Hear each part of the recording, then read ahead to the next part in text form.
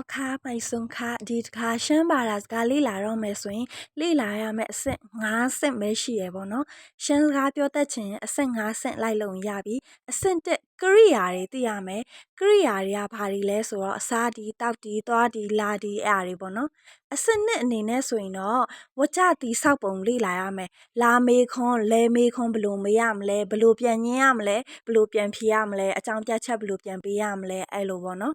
ပြီးရင်အဆင့်1နဲ့အဆင့်2နဲ့ကောင်းကောင်းရပြီဆိုရင်အဆင့်1နဲ့2နဲ့တွဲပြီးတော့ပြန်လေ့ကျင့်မယ်ဥပမာကရိယာအပေါင်းယူဟာလာမေခွန်ကရိယာအပေါင်းယူဟာกินอยู่ဟာစားမလားกว่าอยู่ဟာသွားမလားမှားอยู่ဟာလာမလားအဲ့လိုလေးပြန်တွဲပြီးတော့လေ့ကျင့်ကြမယ်ပေါ့နော်အဆင့်3အနေနဲ့ကတော့နန်စားတွေသိရမယ်နန်စားတွေကဘာတွေလဲဆိုတော့အဖေအမေဆရာမတငယ်ချင်းဆရာဝန်ဖုန်းကြီးလက်သမားအဲ့လိုနန်စားတွေသိရမယ်ပေါ့နော်နန်စားတွေလည်းသိပြီဆိုရင်တော့အဆင့်1ရယ်2ရယ်3ရယ်ကိုပြန်တွဲပြီးတော့လေ့လာကြမယ်ဥပမာခုနက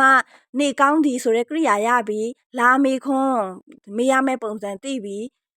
အမေဆိုတဲ့နန်စားသိပြီ3ခုလုံးရပြီဆိုရင်အမေနေကောင်းလားမဲယူလီယူဟာညီမလေးဈေးသွားလားဈေးသွားနေလားနောင်ရင်းกว่ากัดဟာအဲ့လိုပေါ့နော်ပြီးရင်အဆင့်4ကတော့ဘာတွေလဲဆိုတော့ဝေါ်ဟာရအစုံသိရမယ်ပေါ့နော်ဝေါ်ဟာရအစုံတွေက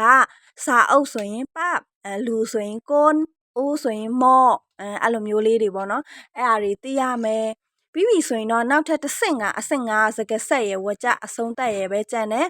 ဥပမာနဲ့တို့နဲ့တို့ဒါပေမဲ့တို့အဲ့ဟာဆိုရင်တော့